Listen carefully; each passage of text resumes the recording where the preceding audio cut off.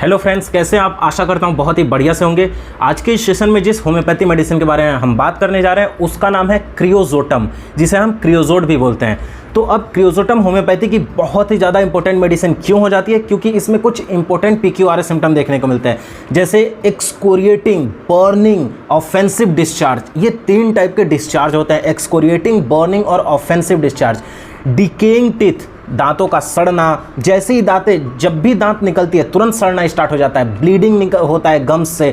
Corrosive discharge होता है, corrosive itching होता है वल्वा में, बहुत ही ज़्यादा वायलेंट ईचिंग होता है वाजाइना में। ल्यूकोरिया जो होता है इसका, वो काफ़ी PQRS सिम्टम है इसका। ल्यूकोरिया ऑफेंसिव होता है। प्यूट्रीफाइंग, लगता है सड़ गया है कोई चीज़, वैसा ल्यूकोरिया होता है, और वो ल्यूकोरिया ग्रीन कॉर्न की तरह ऑफेंसिव होता है। तो ये सारी सिम्टम हम डिटेल में पढ़ेंगे इस वीडियो में। आप वीडियो के लास्ट तक बने रहिएगा, क्योंकि इस रेमेडी का हर एक सिम्टम आपको अच्छे से समझ में आ जाएगी। तो नमस्कार दोस्तों, मैं हूं डॉक्टर मानवेंद्र पांडे। बहुत बहुत स्वागत है आपका हमारे चैनल रैपिड क्योर में। चलिए आज की रेमेडी पढ़ते हैं।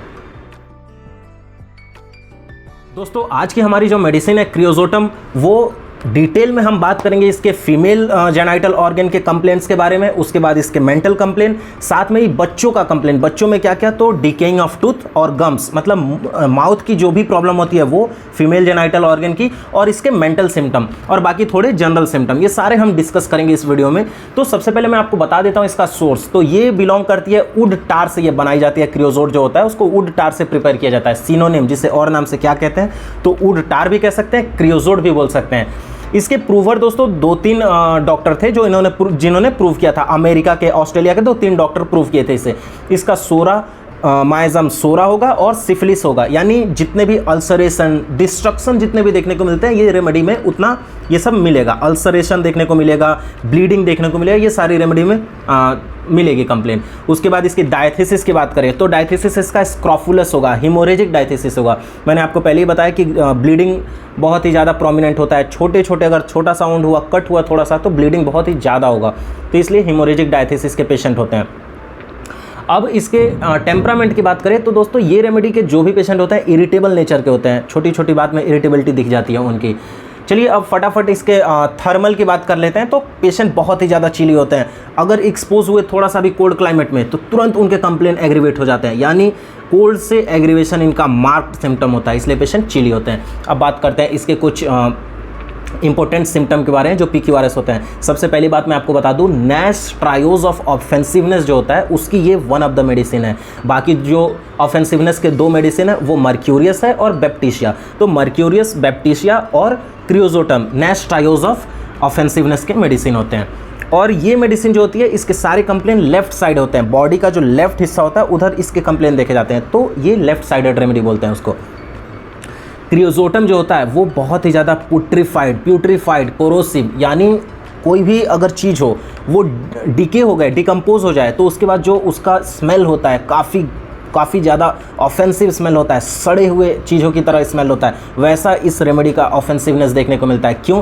क्योंकि ये टार होता है, मेंबर ऑफ टार फैमिली, उससे ये बिलोंग करती है, इसलिए इसका ऑफेंसिवनेस पेशेंट के अंदर भी देखने को मिलता है। चाहे वो पेशेंट का पर्स्पिरेशन हो, पेशेंट के डिस्चार्जेज हो, पेशेंट का कुछ भी हो, वो सारी चीज़ें ऑफेंसिव ही होता है।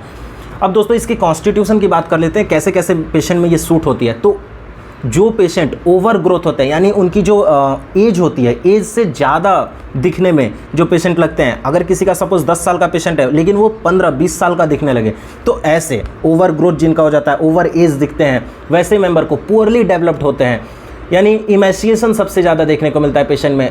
प्रॉपर न्यूट्रिशन की वजह से, नहीं लेने की वजह से जो भी डिजीज़ होती हैं वो देखने को मिलता है।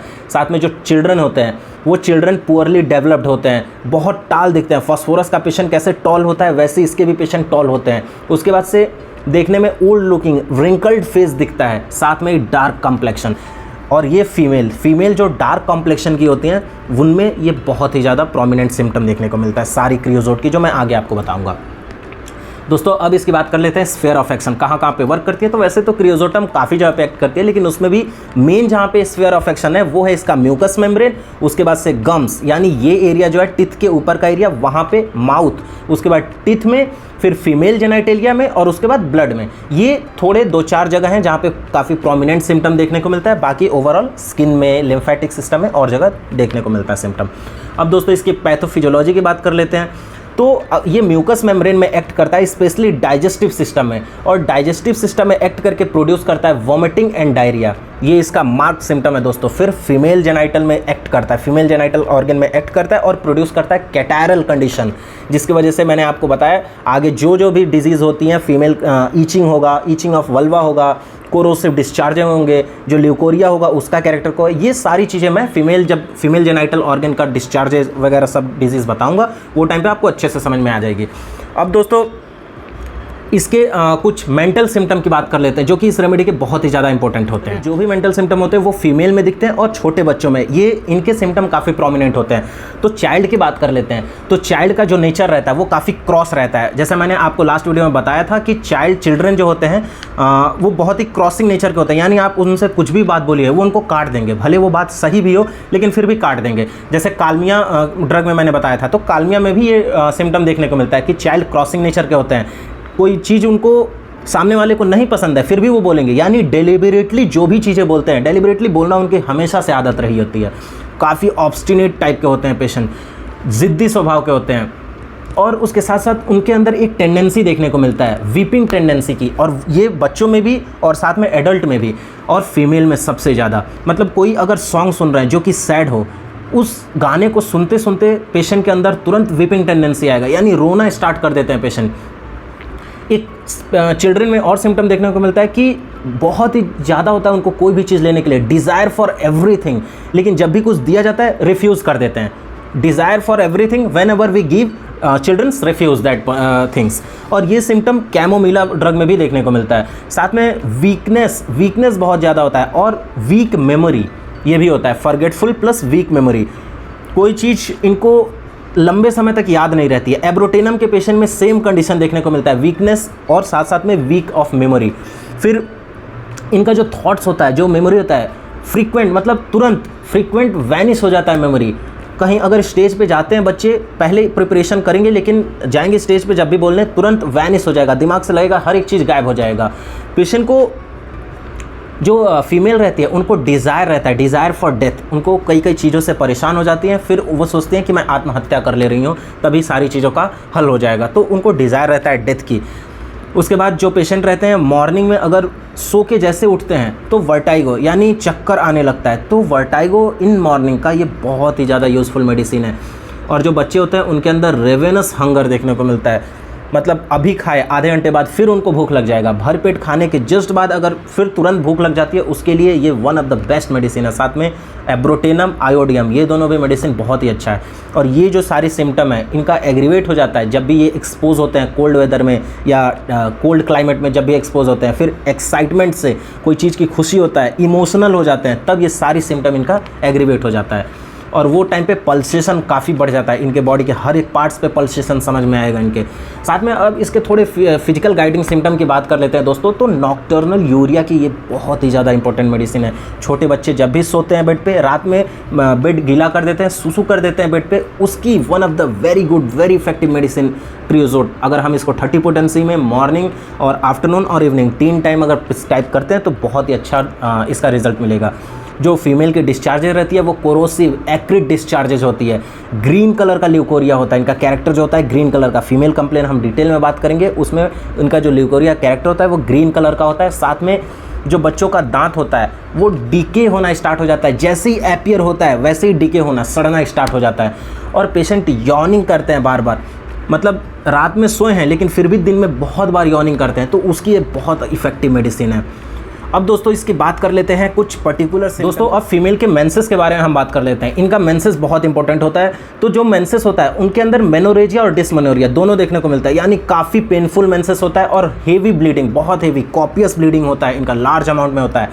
साथ में एक्कम्पनाइड विथ हेडेक, मतलब और रोलिंग इन हेडेक, साथ में हेडेक होगा, बहुत ही ज़्यादा पेन होगा। मेंसेस जब भी होंगे साथ में हेडेक होगा, पेन होगा, और थोड़ा थोड़ा उनको लगेगा कि धीरे धीरे आवाज़ में, कान में हमेशा कुछ ना कुछ गुनगुना रहा है, हमेशा रोरिंग साउंड उनके दिमाग में और कान में महसूस होगा।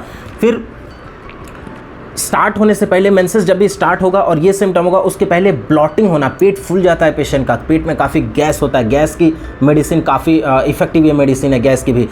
बहुत ही ज़्यादा अर्ली और प्रोफ्यूज, यानी जब टाइम होगा, जब डेट होगा मेंसेस के, उससे पहले मेंसेस आ जाते हैं, बहुत ही लार्ज अमाउंट में आता है। अगर ठीक इसका उल्टा देखें कि लेट आता है मेंसेस और स्कैंटी, कम मात्रा में, ये सीपिया मेडिसिन होगा, लेकिन इसमें जल्दी आ जाता है, अर्ली और प्रोफ्यूज होता है। मेंसेस का जो कैरेक्टर होता है वो बहुत डार्क होता है, ब्लैक कलर का, जनरली ब्राउन कलर के menses, dark black and brown colour के मेंसेस होंगे। और ऑफेंसिवनेस इसका मार्क है, बहुत ही ज़्यादा ऑफेंसिव होता है ल्यूकोरिया। इसका ल्यूकोरिया का कलर जो होता है, इसके मेंसेस होते हैं, और ल्यूकोरिया की बात करें तो ल्यूकोरिया कलर ग्रीन कलर का होता है, और वो इतना ज़्यादा ऑफेंसिव होता है, साथ में जो ग्रीन कॉर्न होता है उसकी तरह उसका जो स्मेल होता है वो लगता है। दोस्तों, इसके मेंसेस में एक काफ़ी पेक्यूलियर सिम्टम देखने को मिलता है। जब भी पेशेंट सोई रहे, व्हेन लाइंग डाउन में पेशेंट का ल्यूकोरिया और मेंसेस दोनों आते हैं। जब भी पेशेंट उठ के बैठ जाए या वॉक करे, तब मेंसेस इसके बंद हो जाते हैं। तो ऑल डिस्चार्जेस, जितने डिस्चार्ज होते हैं वो जब भी पेशेंट लेटे रहे, लाइंग डाउन में होता है, और जब भी वॉक करे या फिर बैठ जाए तो सारे डिस्चार्जेस बंद हो जाते हैं। इनके ल्यूकोरिया कभी कभी येलो कलर का भी होता है, और ल्यूकोरिया जब भी होता है वो बहुत ही ज़्यादा ईचिंग होता है, वो टाइम पे वायलेंट ईचिंग होता है, वल्वा में साथ साथ वजाइना में, और ईचिंग के साथ साथ जो दोनों थाइज होते हैं वहाँ से लेके एब्डोमेन तक, वो एरिया काफ़ी बर्निंग होने लगता है, जलने लगता है पेशेंट का। अब ये सारी फीमेल कंप्लेन हो गई दोस्तों। अब इसके बाद हम बात कर लेते हैं इसके कुछ इंपॉर्टेंट बच्चों के सिम्टम, जैसे टीथ के बारे में। दोस्तों, अब बेबी के डेंटिशन के बारे में बात करते हैं। तो डेंटिशन जब भी होता है, दांत निकलने का टाइम आता है, वो चिल्ड्रन का काफ़ी पेनफुल होता है। चिल्ड्रन के जब भी टीथ होते हैं, टीथ निकलते ही, मतलब आपको दिखेगा कि जैसे ही निकल रहा है, as soon as they appear, डीके ही होना स्टार्ट हो जाता है, सड़ना स्टार्ट हो जाता है, और वो ब्लैक कलर में आपको कोर दिखेगा, एक लाइन दिखेगी, मतलब समझ लीजिए कि सड़ना अब स्टार्ट हो गया। तो उस केस में क्रियोजोट बहुत इफेक्टिव मेडिसिन है, आप प्रिस्क्राइब कर सकते हैं। साथ में जो गम्स होते हैं दांतों के चारों ऊपर नीचे, वो गम्स ब्लूइश कलर के दिखाई देते हैं, स्पॉन्जी, अगर आप टच करेंगे तो पाल्पेबल होगा, इतना लगेगा टच करते ही ब्लीडिंग आ जाएगा, वैसे ब्लूइश और स्पॉन्जी गम्स दिखते हैं। साथ में चाइल्ड को बहुत ही ईजिली कोल्ड लग जाता है, एक्सपोज होता है थोड़ा सा भी कोल्ड वेदर में, तुरंत उसको सिम्टम एग्रीवेट हो जाते हैं। वो अपने रियल एज से काफ़ी बड़े दिखते हैं, फास्फोरस के पेशेंट की तरह। उनके अंदर रैपिड इमेसिएशन देखने को मिलता है। अगर ये सारी कंडीशन बच्चों में मिले तो आप क्रियोजोट आंख बंद करके प्रिस्क्राइब करिए, 100% इसका रिजल्ट मिलेगा। और ये एक और मेडिसिन का और एक सिम्टम की बहुत इफेक्टिव मेडिसिन है, कोलेरा इन्फेंटम। कोलेरा इन्फेंटम में क्या होता है, बच्चों को जनरली वॉमिटिंग होता है, डायरिया होता है, वो बहुत प्रोफ्यूज होता है, काफ़ी लार्ज अमाउंट में होता है, वो केस में इसको प्रिस्क्राइब करते हैं। और उसका कैरेक्टर काफ़ी ऑफेंसिव होता है, एक्रिड होता है, साथ में प्यूट्रीफाइंग डिस्चार्जेस होते हैं, तो उस केस में ये मेडिसिन प्रिस्क्राइब करिए। बच्चों के अंदर इमेसिएशन क्यों दिखता है, क्योंकि वो बहुत ही ज़्यादा वीक पड़ जाते हैं, न्यूट्रिशन अच्छे से नहीं ले पाते हैं, लॉस ऑफ फ्लूइड की वजह से वीकनेस आती है, साथ साथ में इमेसिएशन देखने को मिलता है। दोस्तों, ये सारी हो गई बच्चों का सिम्टम इनका। अब बात कर लेते हैं इसके मोडेलिटीज़ के बारे में। एग्रीवेशन की बात करते हैं, तो एग्रीवेशन में पेशेंट को कोल्ड से काफ़ी एग्रीवेशन होता है, जैसा कि मैंने आपको बताया, थोड़ा सा भी कोल्ड में एक्सपोज हुआ उसको एग्रीवेट हो जाएगा सिम्टम। साथ में कोल्ड ड्रिंक जब भी पिएगा, कोल्ड ईट करे, मतलब ठंडा खाना खाए, ठंडे जगह पर है, एग्रीवेशन हो जाएगा। ओपन एयर में जाए, एग्रीवेशन हो जाएगा। ड्यूरिंग मेंसेस, फीमेल जब भी मेंसेस के करीब जाती हैं, उनका मेंसेस का टाइम आता है, तब एग्रीवेशन हो जाता है। During menses, before menses and after menses 1-2 days ये एग्रीवेशन होता है। छोटे बच्चों को टच करेंगे तो एग्रीवेशन होगा, छोटे बच्चों के डेंटिशन के टाइम एग्रीवेशन होगा। तो ये सारे एग्रीवेशन फैक्टर हैं। अब एमुलेशन की बात कर लेते हैं, बेटर कैसे लगता है। तो जब भी बच्चे हॉट, या फीमेल हो या बड़े हो, हॉट खाना खाएं, गर्म खाना खाएं तो उन्हें बेटर लगेगा। किसी से बात करें, टॉकिंग में बेटर लगेगा, बैठे रहें एक जगह पे, सिटिंग में बेटर लगेगा, और वार्म प्लेस में, गर्म जगह पे उन्हें आराम मिलेगा। दोस्तों, इसकी डोज की बात कर लेते हैं। तो ये रेमेडी क्रॉनिक रेमेडी है, क्रॉनिक प्रिस्क्रिप्शन में करी जाती है। अगर लंबे समय से बीमारी आ रहा है तो प्रिस्क्राइब करते हैं।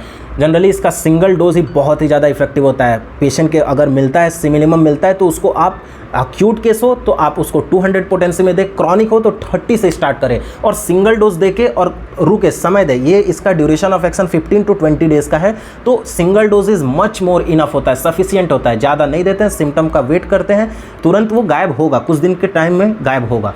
तो दोस्तों, मुझे उम्मीद है कि ये रेमेडी आपको अच्छे से समझ में आ गई होगी। अगर आपको इस रेमेडी से रिलेटेड कोई भी डाउट हो तो कमेंट सेक्शन में लिखिए, मैं उसका आंसर करूंगा। साथ में ही अगर आप इस वीडियो को देख रहे हैं तो लाइक जरूर करिएगा, साथ में चैनल पे नए हैं तो सब्सक्राइब कर लीजिए और बेल आइकन दबा दीजिए, क्योंकि आने वाले जितने भी ऐसे रेमेडीज़ के वीडियो होंगे आप तक पहले पहुंचेंगे, आप पहले देख सकेंगे। दोस्तों के साथ शेयर करना बिल्कुल मत भूलिएगा।